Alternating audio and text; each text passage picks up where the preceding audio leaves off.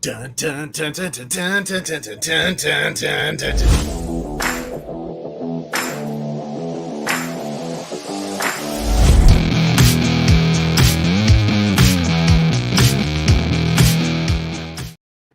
Now, Ben. What? Dun, dun, dun, dun, dun. That was so much better than what I do. I know. No, I Ben. was like, what is that? What are you guys talking about? That was totally Ben the whole time. That That's was right. me Yeah. the entire time. Whoa. Let's see.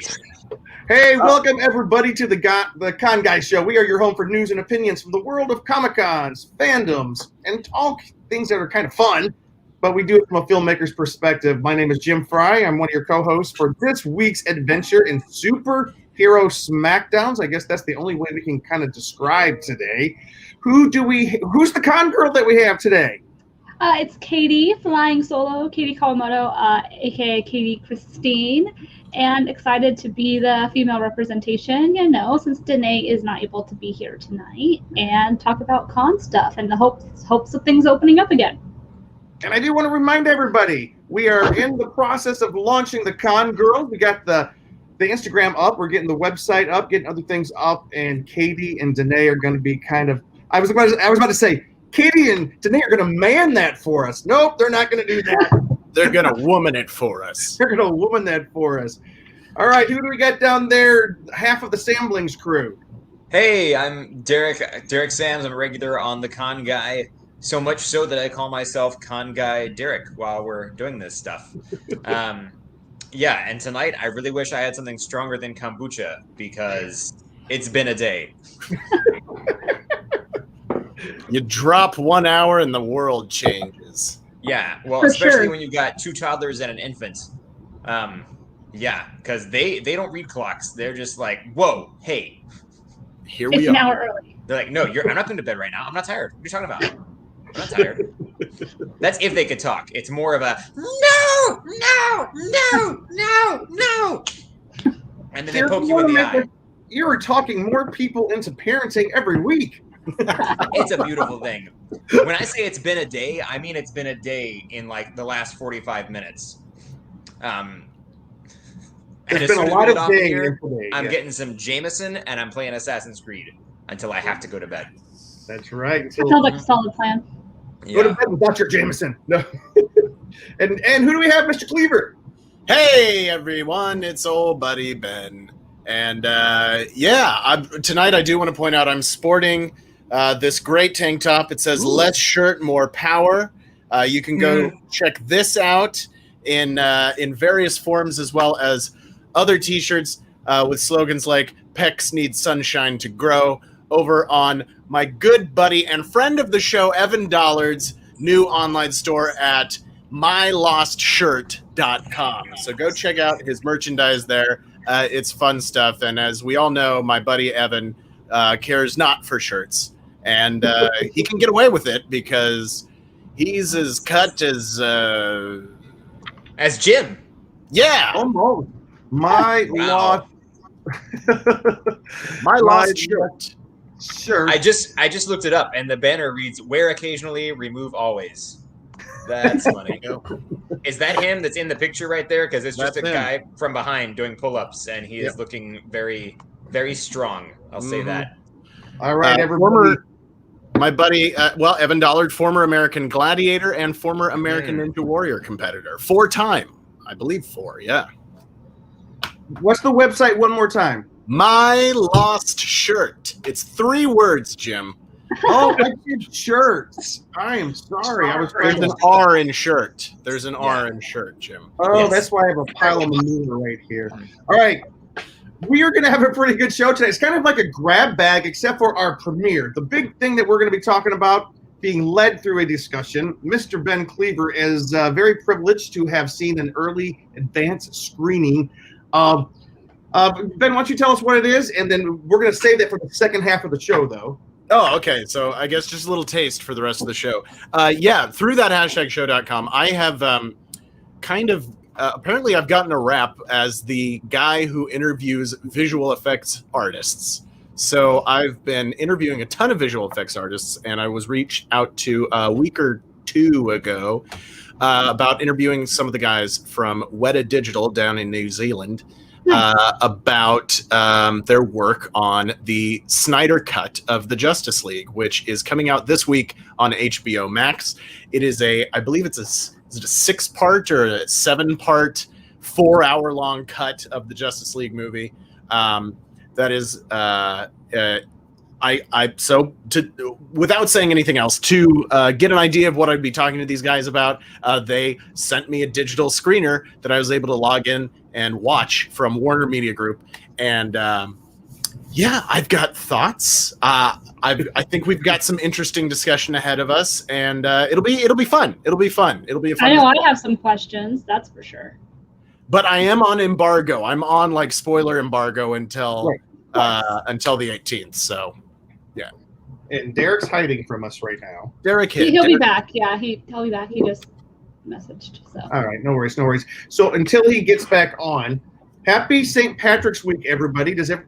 I just want to share my awesome mug that I have here. Kiss me, I'm Irish. This is the original Patty. Get it? Peppermint Patty, celebrating Patty's Week.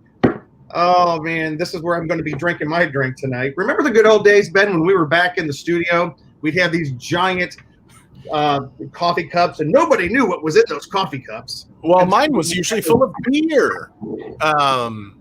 Yeah, no, for some reason there was a thing about like, oh, I guess you can't drink branded stuff on the show. You couldn't drink like a can of Pepsi or Budweiser or something like that. But I don't know if I guess I always thought there was a thing of like we had to hide what we were drinking in the mugs, but maybe that was just a joke for our show. I don't think they really had anything against drinking alcohol on the air. I think it was just we had mugs. It's not like we did a good job of hiding it either. I would be with my coffee cup halfway through the show, start slurring, and everybody knew what was going on. So, it's true. It's true. In addition to Ben kind of leading us through like a really cool discussion, spoiler free because he is on embargo. But by the way, for those of you, when something's embargoed, that means that you can not release like the specific information about it until a specific date. When is your embargo date? The 18th, which I believe is Thursday. So that's the release day. So people it's like once the movie comes out, well, can't really. So you're doing a pretty full review for that hashtag show? I'm not doing a review. I'm just doing there's already a review on that hashtag show, I believe. And I can't remember who wrote it off the top of my head. But, oh, snap! Hold on. Time out, everybody. Look at the last comment that Brad Young left on our YouTube page. Please put that up, Jim. Brad. Wait, this one? That one.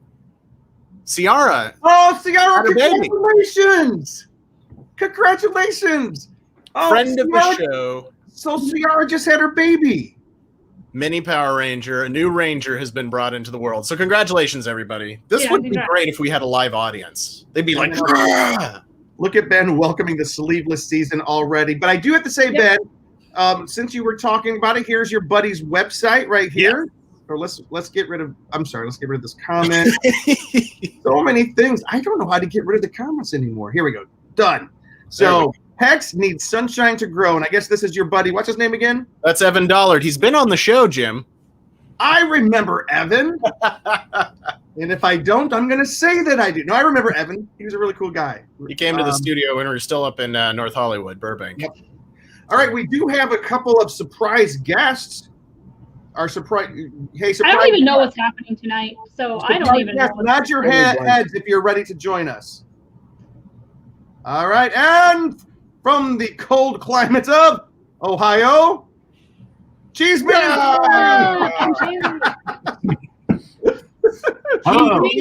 And Jacob system. Wait, let's do that. Good timing, Derek. Oh no, now you're cutting out Jacob. I made it back. Almost made it look like I was getting introduced as a guest. We have surprise, serious, regular guests. Surprise, really. Yeah, so sorry. I had to go parent. Yeah. Okay. And I might have to go parent some more before this is done. So for those of you who are just listening, who are the two surprise guests we just had pop in? What do you want me to say, or do you want them to say? Are we introducing ourselves? Introduce yourself, surprise guest. Well, I'm Cheeseman in a different state. a state of unconsciousness. No. Yeah, Pretty much. It's Jake from the Jacoba system. How's It's it going? good to see you guys. I'm glad to see that you're wearing your green. Like I've got my St. Patty's Day cup. You guys got your shamrocks on. So what's happening there in Ohio, guys? I'm laughing at the chat right now. I don't know. We're watching They Live. That's what we've been doing. Oh, really? Yeah. Did you go to Ohio to chew bubble gum and kick ass? We have no bubble gum here. We're all out of bubble gum, but we're not out of Yingling Light. Oh, nice. There you go. Ooh, you're back east. You gotta have some Yingling Light. Sorry.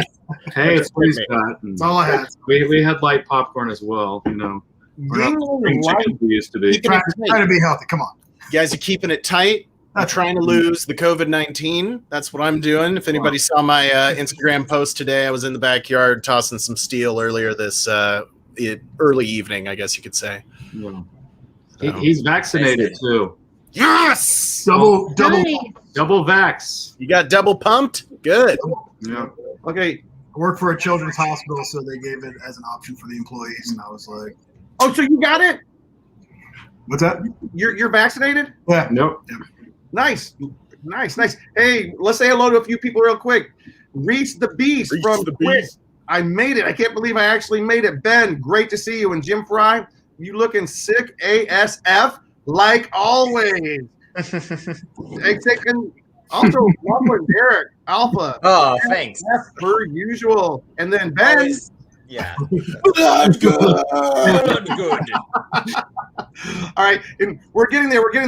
We are going to talk about the Snyder Cut versus JOSStice League very shortly here. We just want to say hello to our Ohio friends because I don't think we have them for long. Do you guys have any cool stuff to show us? If not, we're going to keep going. You could just start grabbing stuff. I mean, there's Oh, this sure. just sitting there. They probably already sold this thing. Of course. Anything? But Putting out Look the at this room they're in. grab something. Tell you what, while you're looking, Yeah. this is riveting radio for those who are just listening. Jim will like this one. Well, Coming up here soon. How do you have? You need a con to go I'm with just this. grabbing random stuff off my shelf. yes. He is holding up Godzilla. And That's other the- Godzilla. This is the original King Kong versus Godzilla version of Godzilla. 1967, I think. Yep. And then here is the newer one. So, Okay, here's the question: which one would win? Of these two, The Matthew Broderick version. That's always. Yeah, of course. how dare you even bring that up? Godzilla. I mean, they're both pretty cool. We can find out right now. Can we beat up his These figures? are collector's items. Okay, you can't beat up his figures. Don't even touch them. I think we should do live battle figures. I do. It's what I we're will getting say. paid for. I will say the newer, the 2014 Godzilla or whatever. The design is very cool. It's very. He's got a fat body and a little head. He's thick. Yeah, he's a little. He's not. Derek thick. will be back soon. Reese the Beast. He's parenting. Fat Godzilla with a This one's little not focused, head. so- God, Yeah, oh golden God. God. Somebody Seems likes a little that. bit, yeah. Then just to make it, Okay, there we there go. you go. Wait, this isn't a fair match. You don't need to Look how watch. big You don't need this- to watch it on HBO Max. We can do Yeah, it right we now. can do it. Ready? Do Oh, it. wow. Which version is that? Which version of King Kong do you got the there? old school. This is the original King Kong. 1932. 30, yeah, whatever. 33. Suzuki. All right, guys. Jake, you broke his chains are broken on there. I can't believe you have a broken action figure. That's an embarrassment. That's how it's supposed to be. Come on. I know. You know what's cool is the Empire State Building was built in 1932. 1 year later, King Kong fell from the top, making it the most recognizable building in the world. I know these facts because it's one of my favorite movies of all time, the old one. It has some problematic, stuff about it, but it's the parts that are good are really good about that movie. So, all right, we do have some stuff to talk about, and Katie, we're gonna save your con stuff for in just a minute, but we got a couple cool stuff to talk about while we have, because Cheeseman and Jerry, I think we're gonna lose them pretty soon. But I like to say Jarrell. Yeah. All right. Sounds like it's from Derek, Krypton when you say it like that. so Derek, how's the parenting going? It is not easy. It is not for the faint of heart. I will tell you that. All right. You got Sorry, it easier than Green. Jake. Jake's 2-on-1. You're 2-on-3. Well, right now I'm Three 1 on. kids to 2 parents. He's got 1 kid to 2 parents. Oh yeah, 1 on Jake. 3 while still trying to film a podcast. Yeah. All right, guys. What a I've got champion! What a champ! Pardon me. Got a question for you. How many of you guys saw the brand new trailer today that dropped for the Falcon and Winter Soldier? Looks great. Jake's Well, good No, I opinion. already know I'm gonna watch it, so like it's. Who wants to go first? What's your opinion? What you see? I saw another dope Marvel trailer. Like, I mean, this looks to be in line with the version of the movies that these characters come from. If you look at Captain America, you look at Winter Soldier, you look at Civil War, they're carrying more of. They still got their light moments, their humor, their levidity. That's not what I was going. Levity. That's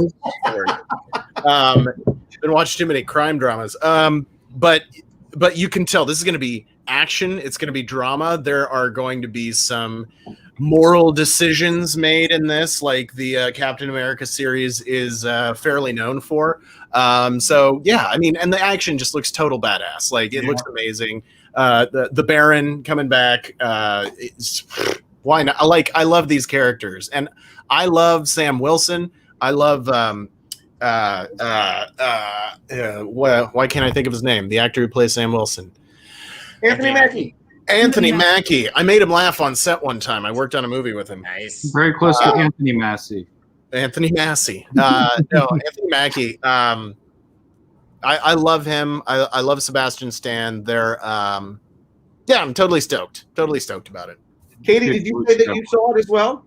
No, I haven't seen it because I was trying to prep some other stuff. But I remember how like when Endgame and all those things were coming out, and some of the movies, I was like, I don't really need to see a trailer because I know I'm going to see it anyway. Yeah. I mean, I've seen every interview of Sebastian and Anthony. I'm pretty sure that's what the show's going to be. So like, I'm good.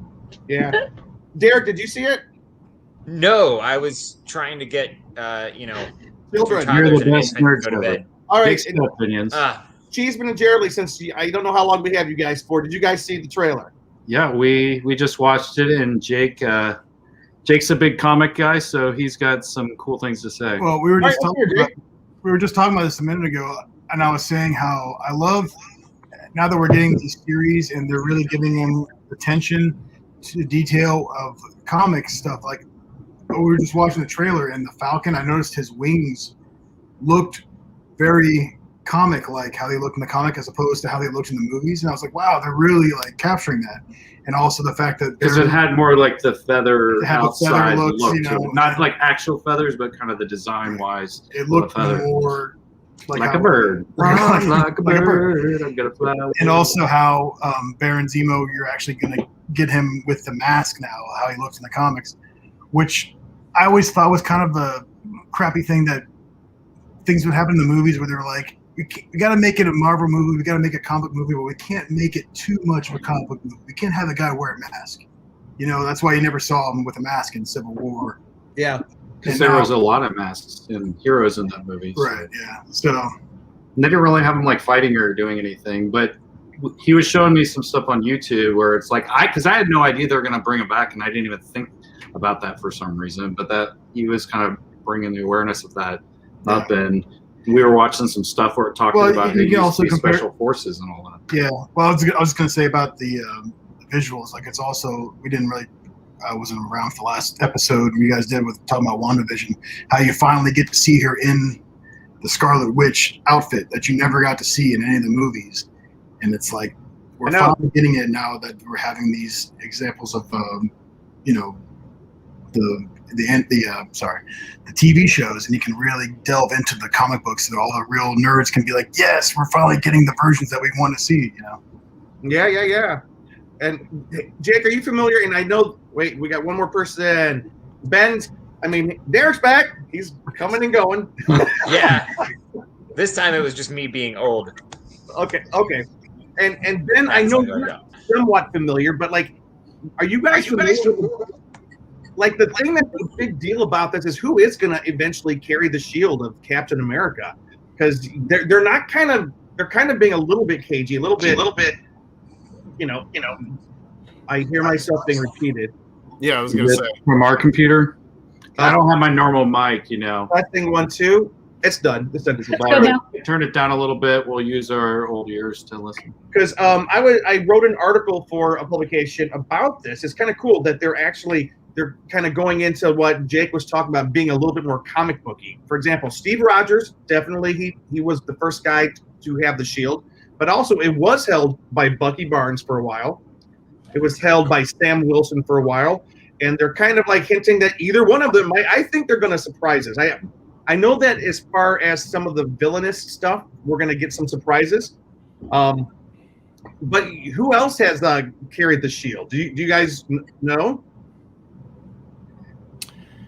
Howard the Duck? Superman at one point in the DC Marvel crossover, and I'm not even joking. Are you serious? There is a great shot in the DC versus Marvel comics of Superman with Mjolnir in one hand and the Captain America shield on the other. Oh, wow. It's a great shot. And there's a comment here. I honestly think Captain Marvel should be the only one to carry the shield. I don't know what that means. But the Captain America's kind of...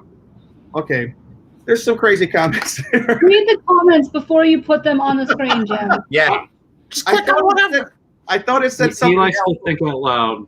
No, but here's some cool people that have held the shield over the years. Remember Luke Cage and Jessica Jones? They had a daughter who, in an alternate timeline, her name is Danielle Cage. She had the shield for a while. And there's a Marvel series coming on called What If on Disney Plus, and we're going to see Peggy Carter carry the shield for a little bit, which is kind of cool. That's going to be animated, I saw, right? Yep. Like, and they're bringing a lot of the actual actors to do the voices. So yeah, that sounds very interesting. And there's a guy, his name was Isaiah Bradley. He was an African-American guy. He had the shield for a while. And they also, my list just went away. And plus there was a couple of other characters. So it's kind of other people. Anyway, so I'm kind of very interested to see what's going to be happening there. Anything else with that particular topic? By the way, I want to remind everybody, the first Saturday in May 1st, free comic book day. So hopefully we're all going to be getting out to the comic book stores and seeing it. But we have this thing over here. Another announcement that came out recently, and this is a casting announcement was made today. Are you guys familiar at all with Secret Invasion? Ben, you probably are. The Marvel storyline? A little bit. I'm more familiar with the old 80s Secret Wars, and then they did another Secret Wars recently in the comics. But Secret Invasion, I believe it's not Kree. What's the other race? No, it's the Skrull. It's the Skrull. Yes, that's right. It's really cool, though. Yeah.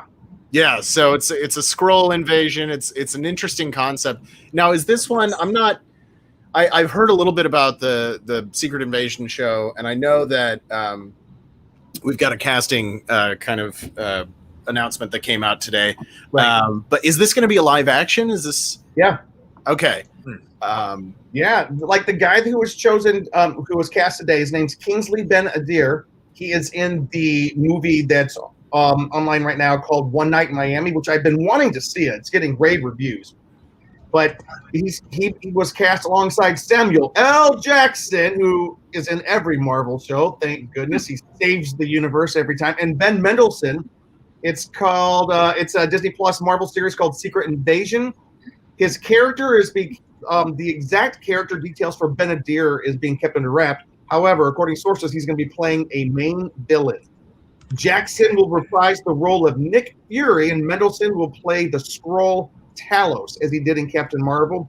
Secret Invasion centers on Fury and Talos, who first met during Captain Marvel, and a faction of shape-shifting Skrulls who have been infiltrating the Earth for years. That's the thing that's so cool about Secret Invasion, is it's going to probably turn part of our Marvel universe on its head, and Sorry, reading comments again. And we're gonna Wait, if I may, Jim, if I may, there is heated debate going on, particularly on the Twitch chat right now, between Les Payne, Laughlin, Reese the Beast, perhaps a handful, Just Dog, a handful of others. And I just want to remind everybody, we are here to keep things positive. We are here for the love of the game, so to speak. So remember, at the end of the day, we all still love these movies. We still love these characters, and we can have a debate, but keep it friendly in the comments. But we're not ignoring you. We were also, because we're having our own discussion on the show here, we were somebody asked if we were ignoring the comments, and we're not. We're keeping an eye on them. But Yeah, also please Les don't Payne, I love you too. Katie's doing her best too to try to.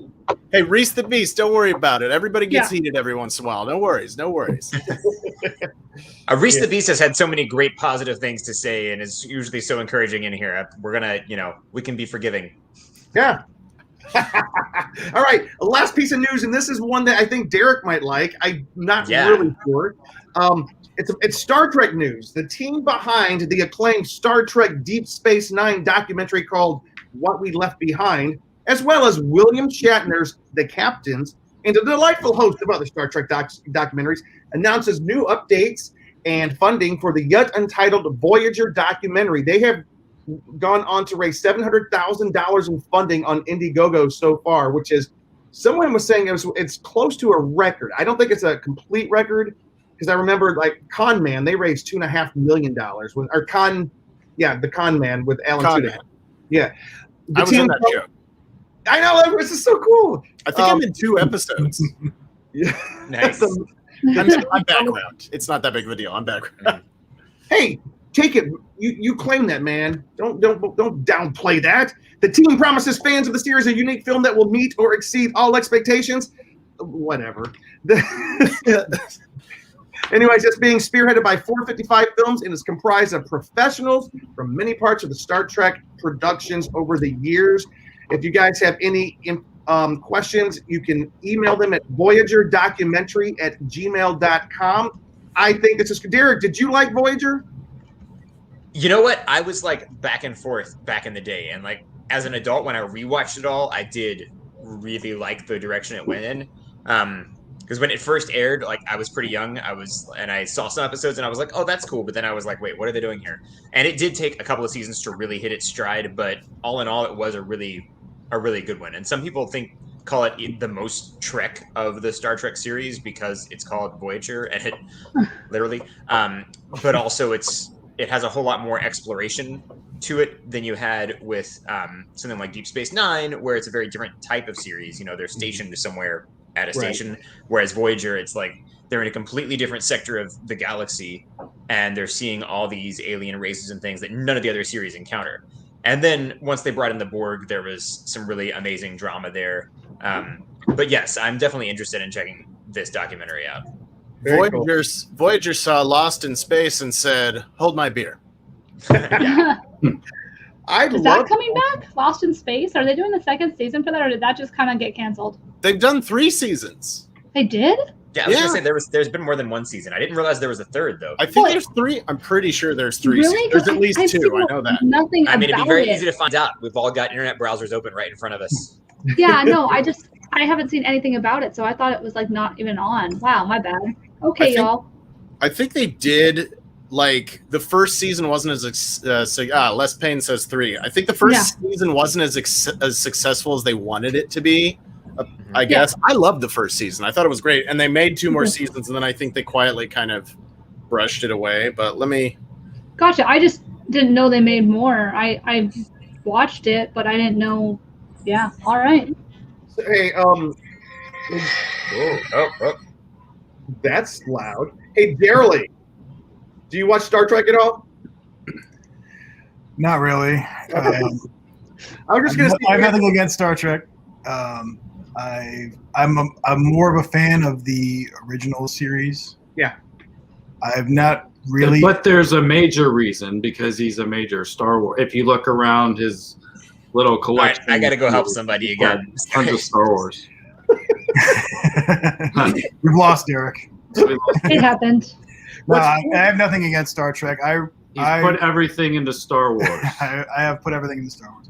No, I respect Star Trek immensely for, inspiring a lot of things. And you could say in a way it's inspired Star Wars, even though, George says it was inspired by Buck Rogers and things like that.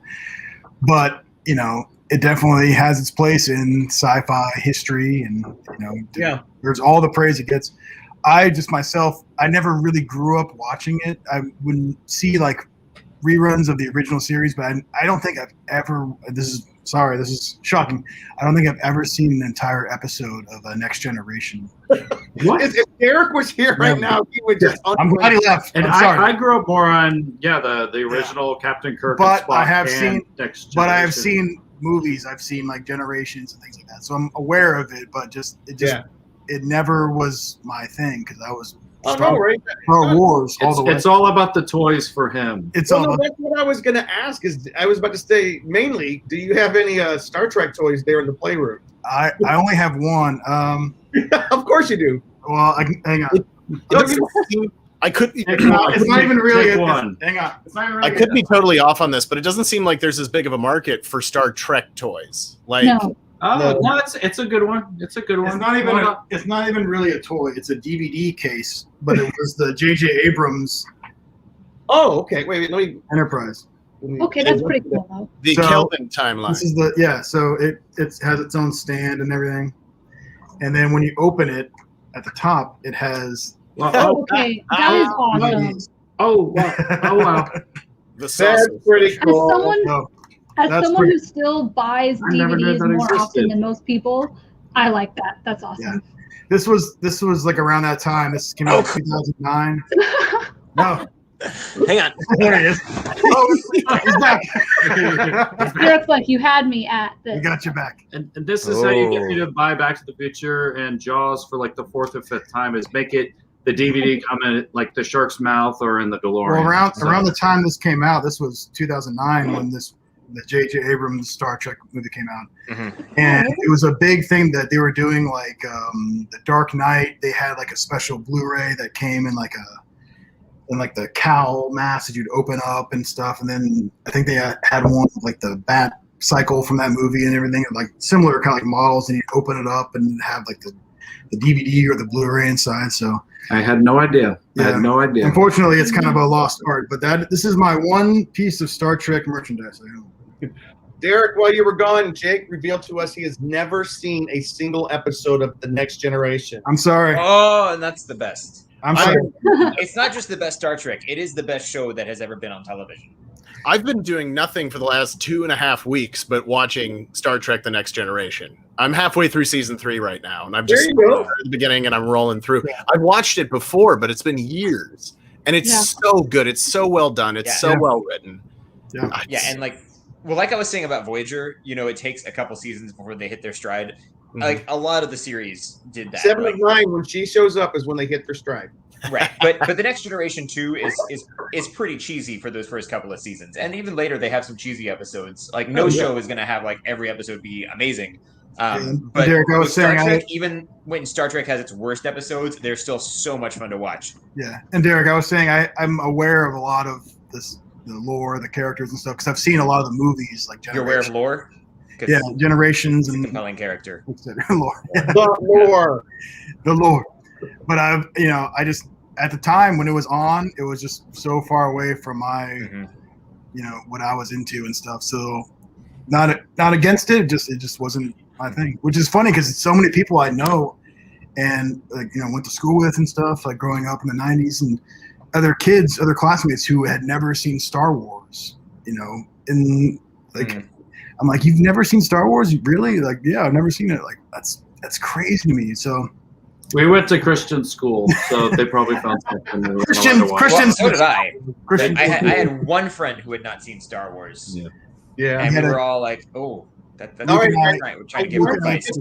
Luke and I took a class in college, and one of the early things they did, there was like they did like the whole film, like the what do you call them, like the sorry, my mind's been blank. I don't know what you're saying right now. Film and literature talked about like the whole like process of writing the scripts and everything. You have like the hero's journey, all that stuff, you know. Yeah. And he used Star Wars yes. as the example. Yeah. Yeah, the Joseph Campbell Yes, type exactly. stuff. Thank you.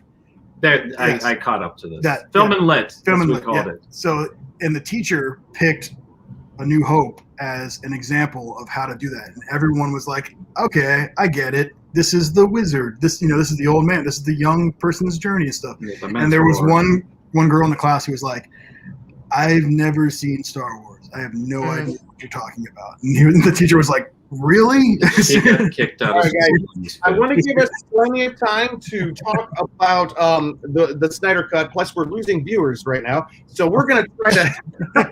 I was going to say the chat went Everybody completely watch dead. Star Wars. Yeah, Like, yeah, don't- yeah. don't The hate it. chat has been dead for 6 minutes now. Like, Yeah, that's wake true. up, guys. Okay. Did we lose everybody? So Okay, I what blame we're Jim. Next Thank you guys. This has been a great conversation. Derek, I can't wait for this. It's, by the way, the people that are doing the documentary, they also did the one For the Love of Spock, directed by Adam Nimoy, the son of Leonard Nimoy. So these people have some credentials. I'm really excited to look at Ben. He's getting excited. But before we jump into Snyder Cut, Katie, can you tell us a little bit of con news coming up? Yeah, so obviously, if you guys have been watching the show for a while, you know that cons are our thing. We usually talk a lot about cons and how to prepare for cons and things you need to know and the panels we want to see and all that jazz. Well, then COVID happened, and we're coming up. This week we hit the 1 year that was supposed to be 2 weeks. So last year, this time we were gearing up for Wondercon 2019 or 2020. Wow, I don't even know what year it is anymore, y'all. Anyway, 2020. And then it got canceled. And so now this year's WonderCon is unfortunately also not able to happen in person. But as we heard us talk about it, it is going to still be happening virtually online on the 26th and 27th. And the official programming guide officially launched on their website. So if you guys want to check it out, there's going to be a whole bunch of panels on there from a whole wide variety of topics. Last year, I believe they tried to do 3 days, but this year they cut it down to 2. So another fun thing that they're doing for WonderCon that I found particularly special is if you guys are familiar with the con circuit, you know that you can normally volunteer at a convention to get a free days badge. Obviously, you can't volunteer in an event that is virtual.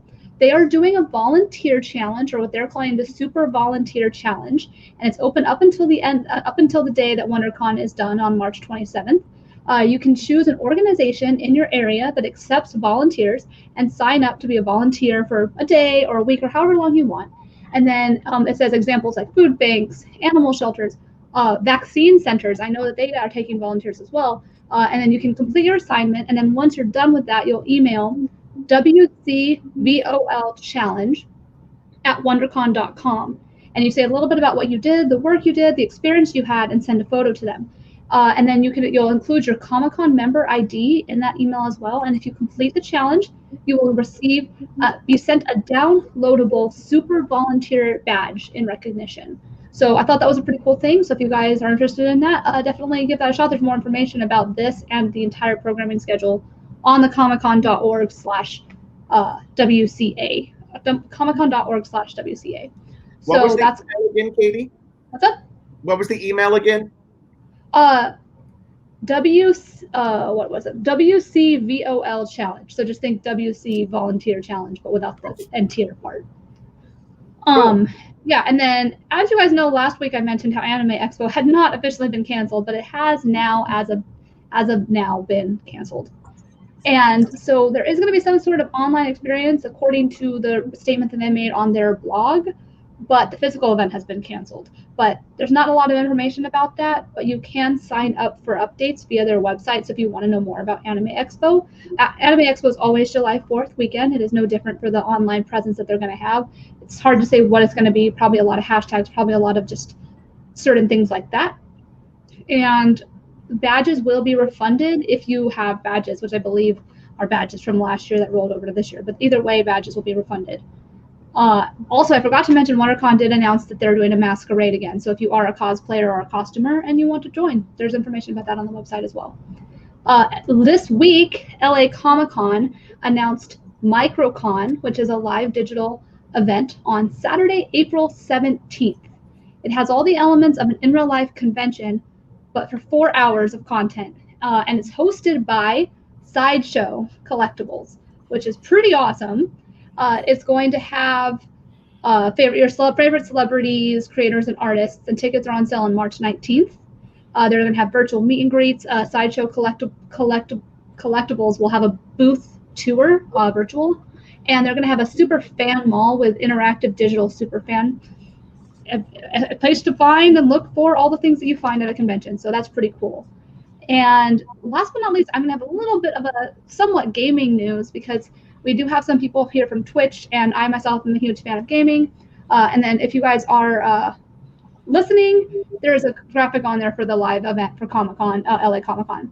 But if you guys have heard, there's a game called Ghost of Tsushima. It was nominated for Game of the Year this year in the Game Awards. Unfortunately, it did not win, but it was announced, I believe, last week that the developers of the game were just appointed ambassadors of Tsushima Island. Nate Fox and Jason Connell, who are both directors, were chosen by the island to become permanent tourism ambassadors. The city also announced its intentions to work alongside Sony Entertainment to create a new tourism campaign based on the video game, and it will encourage fans to visit and learn more about the island's history and landmarks. So I thought that was pretty cool. It also helps, there's a lot of negative things that can be said about about video games in general, not just Ghost of Tsushima, about them promoting violence and everything. And this is just proof that there's so much good that can come out of video games, and this is one of those things. And obviously anything about Japanese history is important to me, and in lieu of, without getting too political, in lieu of everything that's been going on for Asian American elders, it's nice to see somebody being able to educate other people and help them. So that's right. And by the way, I don't think it's being too political to say, don't be mean to people because of their race or their culture. Just stop it. That's an understatement. Yeah. If you people are being, if you're dogs, if you're like that, I'm just gonna tell you, don't do that. That's just me. Yeah. That's just me. And I don't think it's a controversial statement to say that. Anything else, Katie? There was something and I totally forgot it. I was like, don't forget to say this. Don't forget to say this. And it wasn't in my notes. It was something I was going to say, and I completely blanked. There is one thing that this week, if you guys want to check it out, Sideshow, they're having their big birthday celebration all week long. Just Google Sideshow Collectibles, and they're having panels all day long, all the way through Friday, streaming, giving away all kinds of free stuff. So it's a really cool thing. So it's my birthday. Happy birthday to you.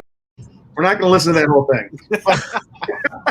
We're already 42 and a half minutes in. All right. So for those of you who came to hear about the Snyder Cut and JOSS, I always keep with it. JOSStice League. It's not that hard. Here, all right. I want to hear about it, dude. How much you been drinking, Jim? Wait, no. It's coffee, of course. Of course, naturally, just like we used to drink back at the Popcorn Talk show.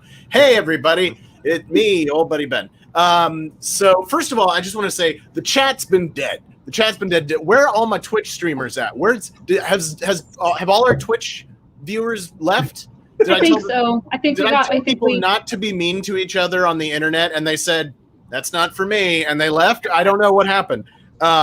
So yes, because I do interviews with visual effects artists for that hashtag show, I was approached by the lovely PR firm that represents the digital artists down at Weta Digital, who worked on Justice League, both JOSStice League and the Snyder Cut.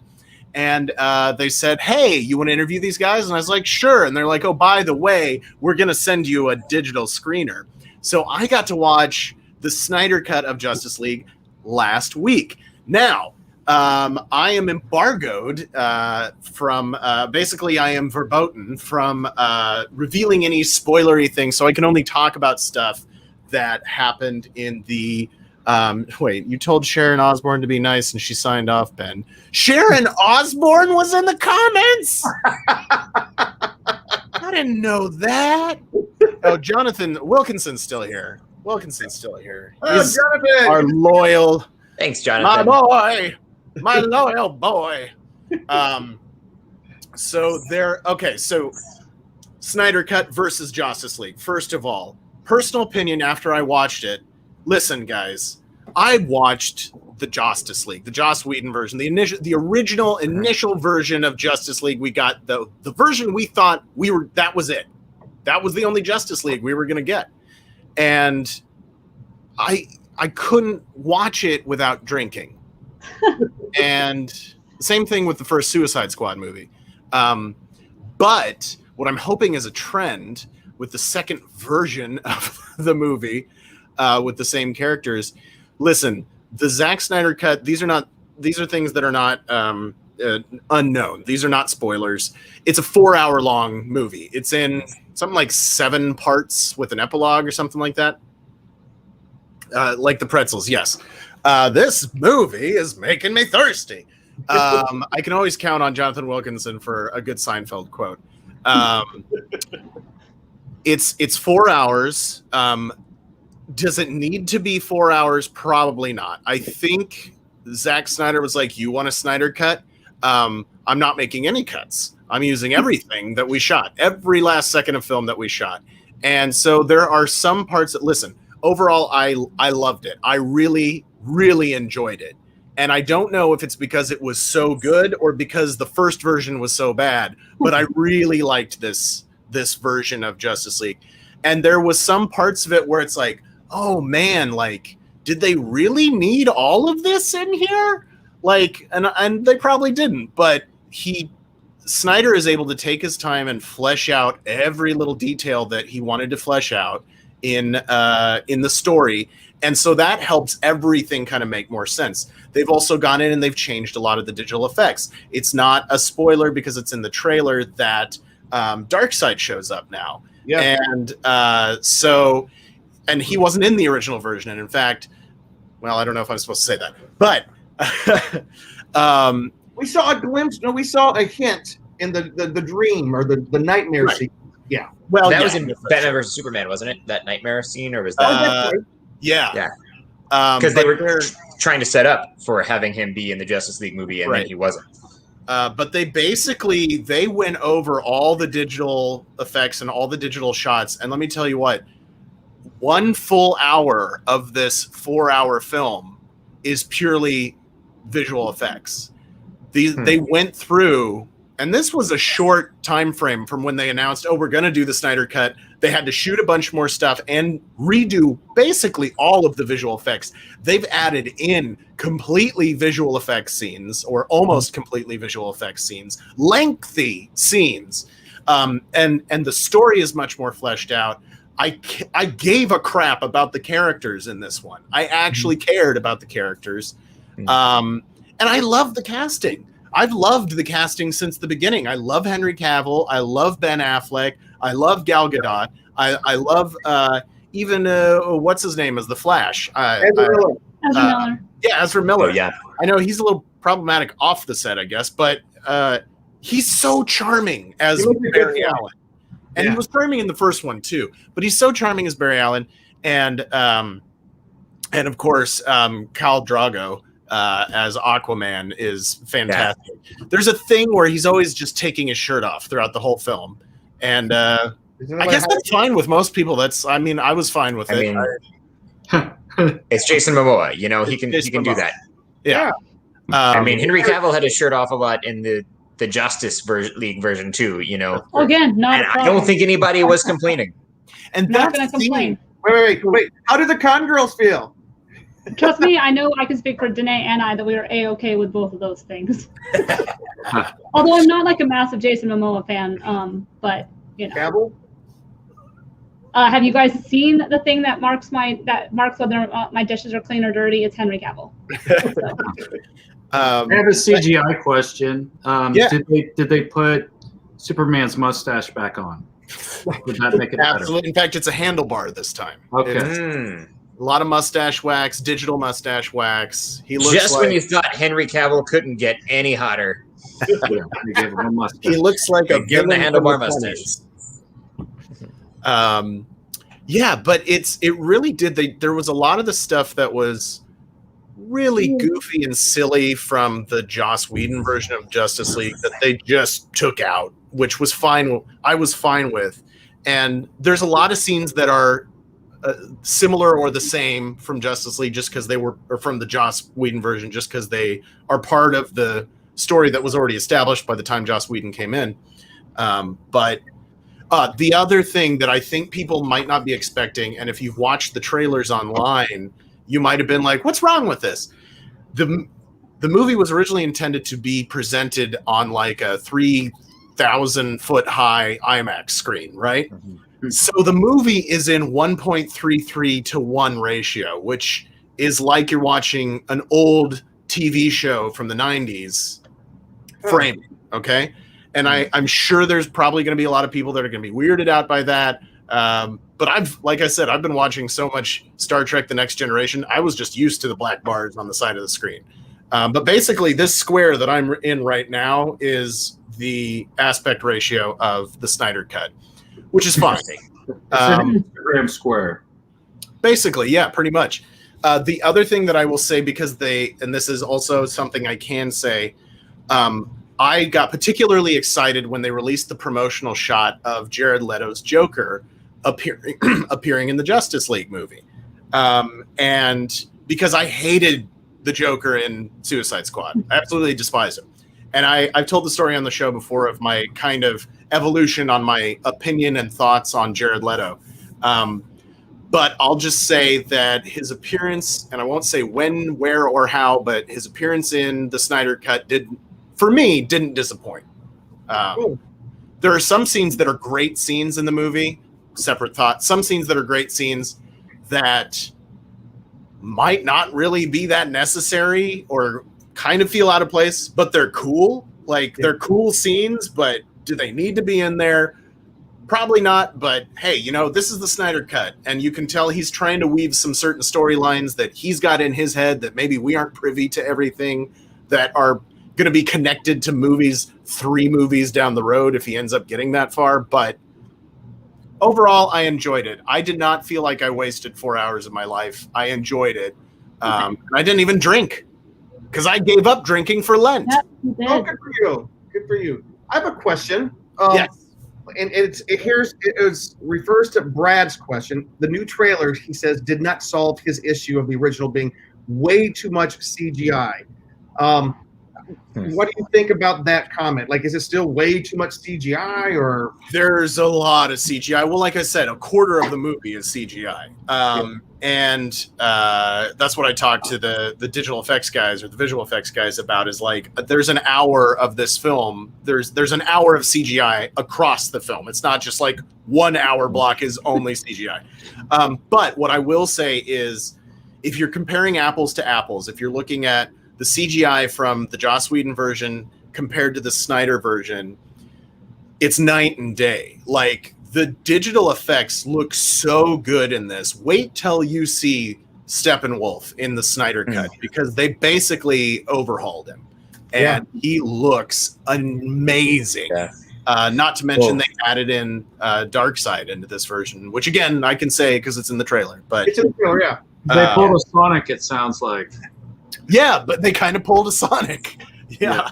Which, side note, I've had so many friends on Facebook recently. Like, one friend was like, me and my girlfriend just watched Sonic, the movie, and why haven't we seen this before? This is amazing. And I was like, one of the writers has been on our podcast. Yeah, I had my friend tell me that he watched it this weekend also, or like this recently too. And I'm like, really? You just watched it? And he's like, yeah, it was delightful. I was like, I know. He's still Derek's best friend, I think, right? I think so. I don't know if anybody's really unseated him. Like, Bruce Valanche just failed miserably. So, so Ben, you kind of answered my question, but you said you don't feel like you wasted 4 hours. The second part of my question is, did it feel like 4 hours though? There's a little bit of a bell curve, I'd say. So it starts off, and now of course going into it, I was completely skeptical because of my opinion of the original.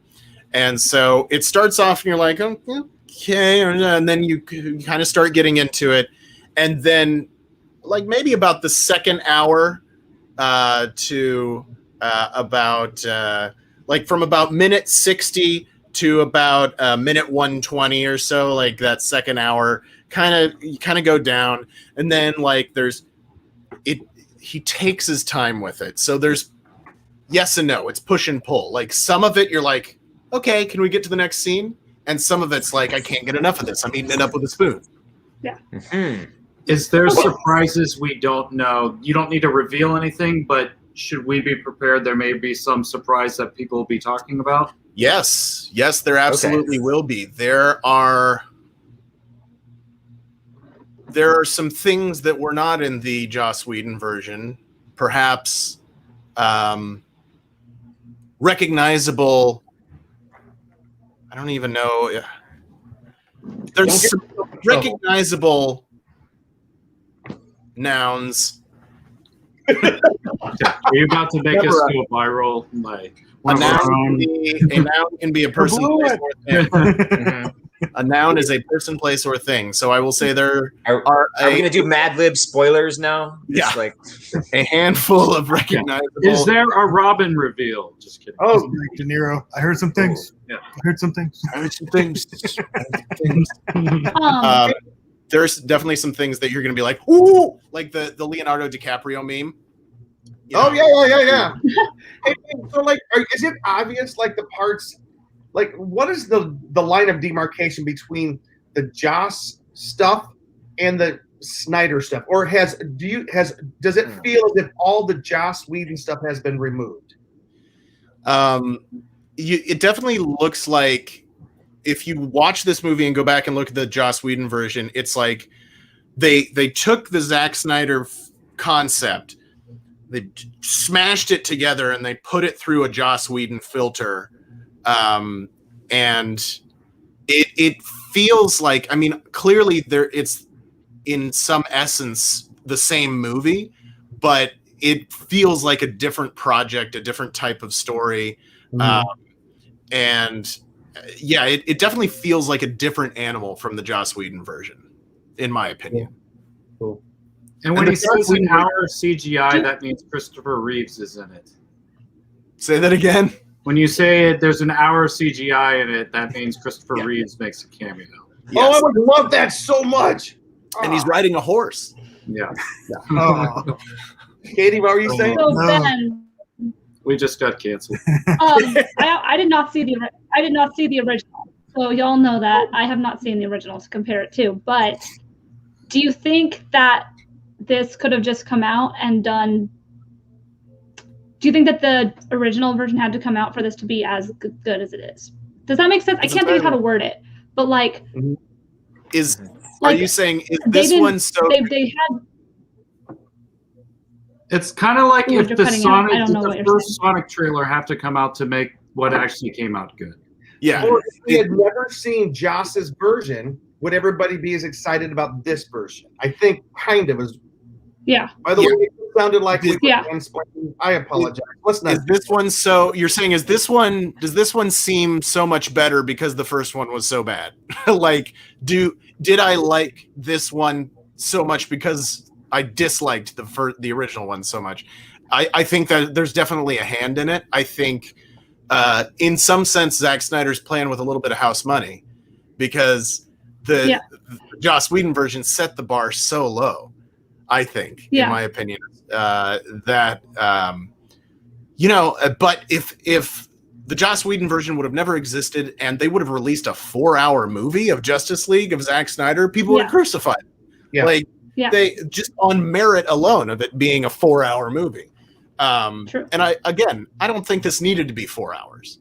Yeah. He packed everything into it, and there's a lot of really good, like I said, a lot of good development and just like good supportive stuff that he puts in there that makes me care about the characters, because the Joss Whedon version felt so compressed and so rushed, and I was just like, what is even going on? And Zack Snyder's kind of known for like having long visions of movies. Like they have like the director's cuts of like Watchmen and other films that he's done that are like 300, things that are like really extended cuts that the studio, I guess, was like, you gotta do some cuts, you gotta trim it down a little bit, It's never a good idea to give everybody the complete vision, in my opinion. Sometimes, I mean, very rarely can you give a writer, director, somebody like full access to the vision and them not do something that's a little over the top. I think everybody needs someone to, at least one person to say no to them. Yeah. It's definitely, it's somewhat, I think it is somewhat self-indulgent. It seems like they were just like, do whatever you want. And he was like, okay, 4 hours. But at the same time, with the last few years that I think Zack Snyder had the experience that he had that caused him to leave the original production. You know, I think he's entitled to a little bit of indulgence in telling the story and the way that he wants to, and with the length that he wants to make it. So, you know, I'm not going to be a Snyder hater. Sometimes I'm just like, what are you doing, dude? But other times I'm like, this is like 300. I love 300. And there's a little bit. I talked to the digital effects guys, and they did say, you know, with some of the visual effects and stuff like that, he'll go back and borrow some stuff. Like they said, at one point he sent them a screenshot from Sucker Punch and said, "This is kind of the way that I want this scene to look," you know. And it definitely visually is very Zack Snyder. It's very dark. You know, there's even when it's sunny outside on the plains of Kansas, it's like dark and gray, you know. But that's his style. That's the way he does it. And there was some stuff in here. I love 300, and there is some of the scenes that are in like the Themyscira that are, I thought, a little bit reminiscent of 300 visually, and I thought they were really cool. And gosh, Amazons are badass. Yeah. The Amazons are so badass in this movie. It was the best part of Wonder Woman 1984. I would argue, in my opinion. Hey, and we are going to kind of try to wrap it up here, but does anybody have any other questions about this? I'm going to throw one out there. How much new stuff is in this? I mean, probably about 2 hours worth of new stuff, but I mean, can you tell, like, does it feel like there are the new created stuff, not the stuff that's been sitting in the drawer, but like, right? Can you feel? Is it like over half, maybe more? As far as like reshot stuff that they did recently, I couldn't tell you. I mean, there was a lot of stuff that I was like, oh yeah, I remember that from the Joss Whedon version, but it's a different scene now because you know there's different lines or there's a different outcome to the scene or whatever it may be. But I couldn't tell you what they had sitting in the can and what they did for the reshoots. I honestly couldn't tell you. I mean, it all flowed together as one thing. But then again, when you're watching it for 4 hours, I'm not hitting every detail that's on the screen when I'm watching a movie for 4 hours. Oh, there's no way. Ben Affleck lost a bunch of weight recently.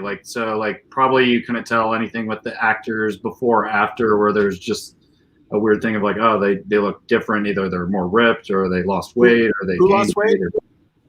Who lost weight? Ben Affleck got real skinny again for a while. I don't know if he's still super skinny, but he went back to like, you know, early days, like Good Will Hunting skinny. One thing I realized while watching this movie, and I think this was true of the Joss Whedon cut and Batman v Superman, is just like I was watching, I was like, Batman is big. Like he just walks in like this. And I was like, I don't know. Like, I love Ben Affleck's Batman suit. I really do. But he's so thick that I'm like, he almost looks like he can't move in that suit. Like, I always felt that way too. Batman. Right. You know? People complained about the Michael Keaton suit back in '89 that it was too, like, muscular and bulky. So. Really? Wow. Yikes. I mean, there's always problems with the bat suit in people's opinions. But I did want to add, though, that on Rotten Tomatoes, it has a 75% rating right now, and that's with no that's only critics because they don't have the ability for anybody else to critique movies. Ever since I believe Captain Marvel came out, they had to change it, which is high because Batman versus Superman was 28%, and Man of Steel was 56%. And Man of Steel, I mean, I enjoyed Man of Steel. Man of Steel's not bad. But I have mixed feelings of Man of Steel. I don't know if I can say that it's not bad. It's the, I believe, fourth highest DC because it follows Wonder Woman was the highest with 93, Shazam was 90%, and Harley Quinn was weirdly at 78. So that's interesting to me. Harley Quinn was better than it got credit for. I will say that. But I was surprised because I was like, Shazam deserved that 90%, and so did Wonder Woman deserving that 93%. So, but 75% is good for Rotten Tomatoes. So. I got a question for you, Ben.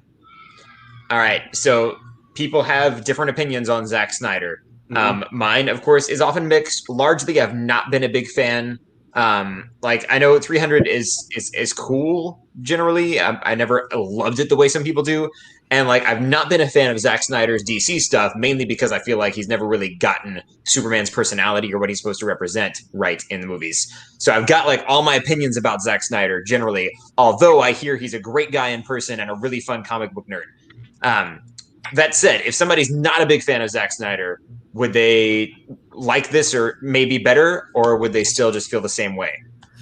I would say if I look back at, listen, I like Watchmen as a comic and concept. I did not care for the Watchmen movie. Okay. I think, to your question, if you're not a Zack Snyder fan, I think you can find a lot of stuff to enjoy in this. I think if you're a DC Comics fan, you kind of have to accept the fact that the Snyderverse is the universe in which this story is happening. But I definitely feel like I liked this a lot more than the three previous Superman Batman films, like Man of Steel, Batman v Superman, and the Joss Whedon version. Definitely liked it better than the Joss Whedon version. But I think even if you're not quote unquote a Zack Snyder fan, I think you'll find some things to enjoy in this. It's 4 hours. It's hard not to find something to enjoy. But I think we're all this gonna was be at made home during watching COVID times, so it's like they're like, if you can binge watch Tiger King, all this other stuff for hours on end, they're like, you can watch 4 hours of Batman. So that's maybe kind of how they justified it, with people being home still somewhat. And They justified it. Just to leagueify. I mean, if you think about it, it's kind of like the best case scenario for a time for long movies in that sense, because like if I'm in a theater, I'm gonna have to be like, okay, where can I go to the bathroom? And Like I in a hate that. 4-hour movie. Yeah. And that's like always the hardest part. And you're like, am I gonna like make it the right time? And at home you're just like, I'm gonna go get a snack and just pause it. So I mean, that's, I think, good in this particular sense. Go ahead. Ben, let me ask you a question. And wait, if you want to respond to Katie, because my question is, I'm reading a review of it right now. I just want to ask you a question from this review. Okay. Katie, can you summarize what you said one more time? I'm so sorry. Basically, I think it's a good time for, we're all at home a lot. We have 4 hours. But the good thing is sometimes you lose some of the power of a 4-hour movie because you're like, I really have to go to the bathroom. Right. If you're watching it at home, you can enjoy it more because you're able to be like, okay, and now that I've been able to take a break and come back to it and focus fully, I think that might help it a little bit. I think that helped because I could relax. I was in my living room. If I needed to, I could pause it to take the dog for a walk or whatever. The only pain in the butt for me was it was like I was on a special like Warner Brothers screener. And so like when I paused it, if it was paused for too long, then it would like blank out. And then I'd have to like get the code sent to my phone again and re-log in and that sort of thing. But, security measures, they don't want this getting out to everybody too early, even though they literally accidentally released it to everybody too early. Did you hear about that? That was the thing that came out on HBO Max for like thousands of instead subscribers. of Tom and Jerry. Oh, yeah. Another one I actually want to see. But I'll end with I'll end with these two thoughts and then we'll do Jim's question. But if I said right after I finished watching it, the next morning, because my wife flat out fell asleep because it was 4 hours, and if you start something and it goes past 9 p.m., my wife will fall asleep. A movie is what I mean. Anyway,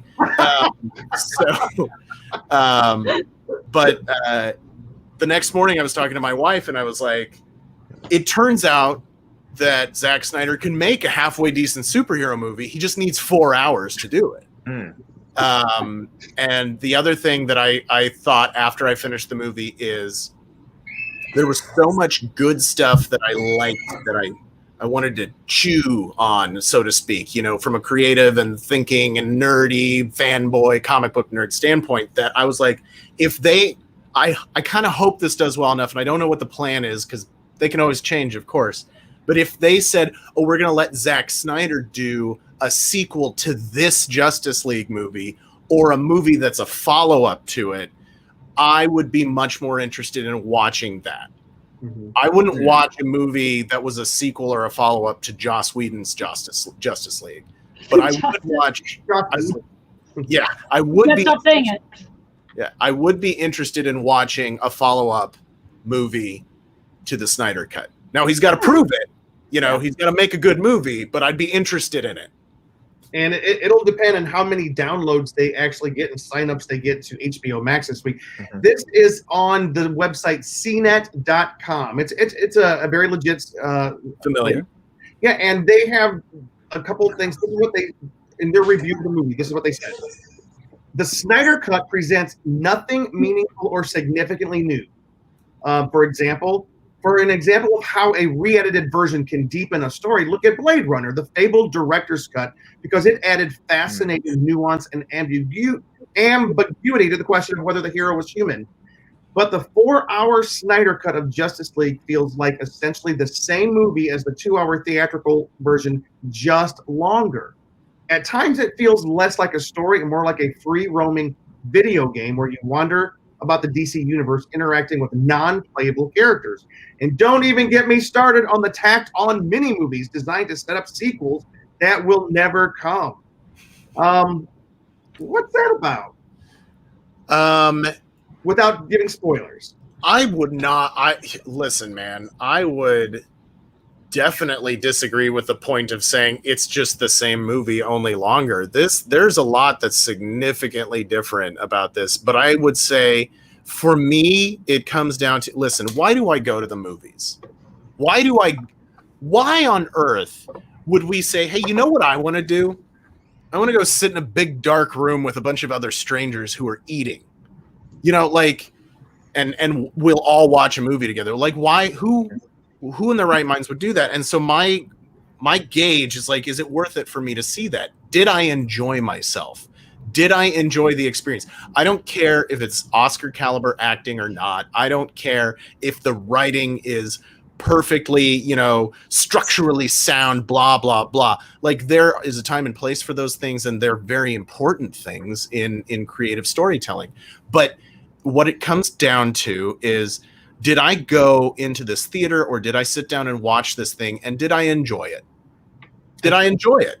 Yeah. Did I enjoy myself while I watched it? Did I want to jump off the roof after I was done with this, or did I want to jump up and down?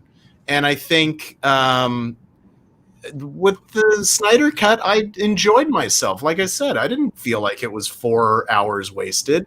I got done with it and I was like, okay, yeah, like I enjoyed that. Joss Whedon Justice League, I hated it. I wanted to get blasted drunk. Yeah.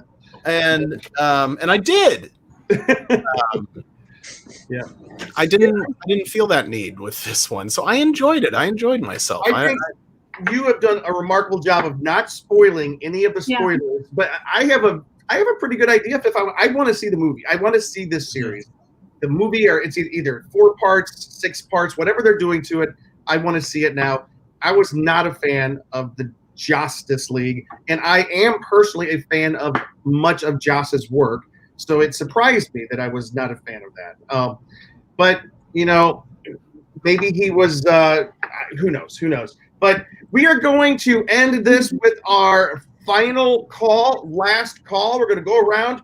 Let's let everybody know where people can find you, and if you have anything else to say. Tell you what, I'm going to start this time, and we'll end down with Ben, and Ben will take us out.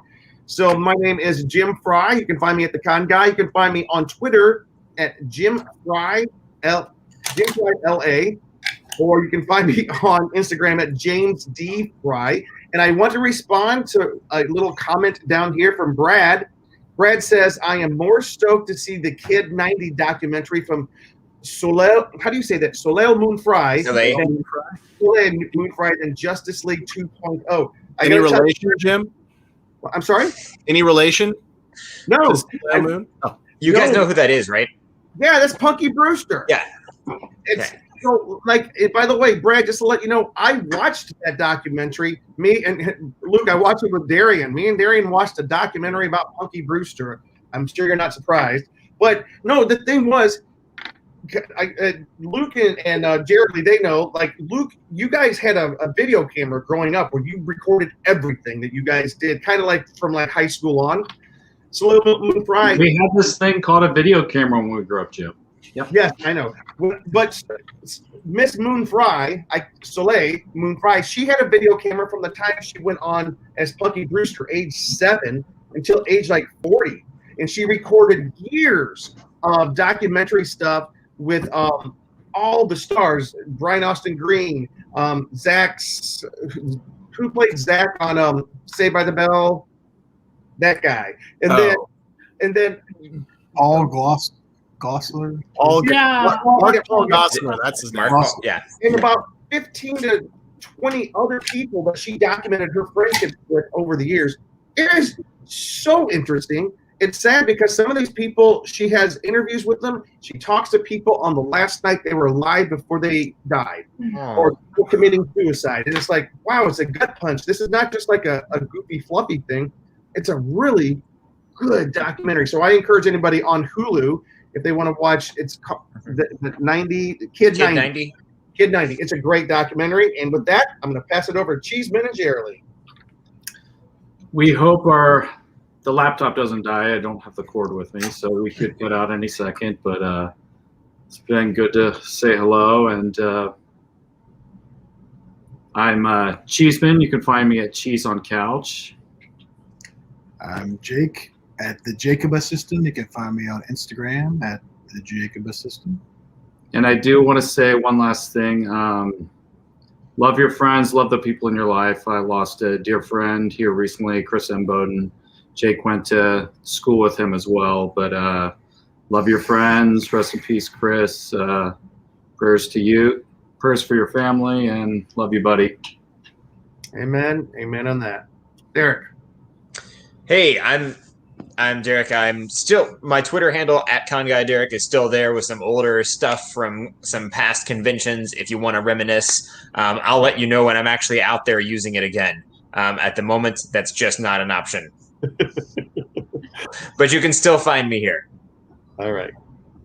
I'm Katie Kawamoto, aka Christine. You can find me on Twitch and everything on social media, TikTok, Instagram, Twitter at KT_Christine. I've been playing through Ghost of Tsushima, still doing some Witcher 3.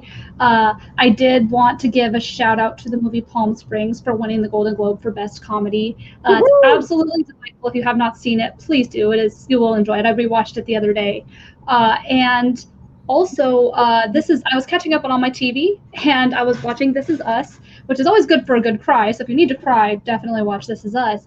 But I caught up on it, and they actually honored one of the people who was behind creating the technology that gave us the ability to live stream video today. He was one of the teams on the team originally that helped create email, which led to what we do. And they honored him with a little of his story on This Is Us. And I just thought that was so classy in a time of all the craziness to go on, to be like, hey, thank you for this, because you're the reason why all of us are able to do what we're doing now, and that we wouldn't have been able to do 40 years ago. So, Cool. Mr. Cleaver. All right, everybody. I guess I'll take us out. Let's see. A few things today. My parting shots, whatever you want to call them. First of all, I love that we have we now have these movies that are getting released directly into our homes. It's a great thing. But I'll tell you what, guys, I miss going to a movie theater and sitting in a dark room with a bunch of strangers who are eating. I really do. A night out to the movie theater has always been a blast for me. And we're so close. We're so close right now. And as I've mentioned on the show before, my day job right now, I work for the Los Angeles County Department of Public Health, and I am working on scheduling people for COVID-19 vaccine appointments right now. And so it's a lot of work, but it's very rewarding because I can tell how excited people are when they get a vaccine shot scheduled and they're just relieved. And so I would encourage everybody, look into it. Look into reliable sources if you're a bit questionable on vaccines or just this in general. As the samplings have said before, coming from the medical community perspective, which they have a connection to. This isn't, some people are like, oh, this was too quick for a vaccine to come out. It actually isn't. They just approved it quickly because we need it. But I encourage everybody, go out and get a stab and jab, get your shot, and I'm going to get mine as soon as I'm eligible. But do your best to wait your turn. If you get an opportunity, I don't blame you. But there are definitely more vulnerable people who need to get that first. But go out and get that shot, and then slowly and carefully and cautiously we'll move back into a life that resembles what it was before. I got my vaccine, Ben. We can be friends again. I'm not vaccinated yet. I haven't got mine yet. I work from home. Nobody's gonna be like he needs one. But yeah, I'm very much looking forward to going back. I know from a connection that said, hey, Disneyland is now having some companies recalibrating their rides, so it's on the horizon, and we all need to do our part. We're all in this together. Be supportive, be kind to each other, be there for each other. I would hate this. I know that society is just going to go back to being the same self-centered, selfish assholes that we have been before COVID, but let's try and at least temper that a little bit. Let's do our best to be kind, to be good, to be supportive, to be helpful to each other as we come out of this, to be careful around each other and to love each other. Go get a shot. Keep wearing your mask until we've got this thing fully under control, because it's not under control yet, but it's getting there.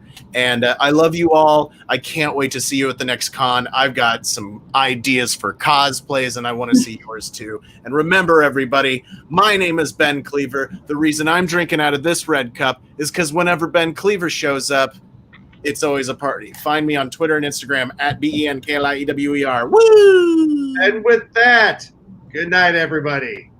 Good.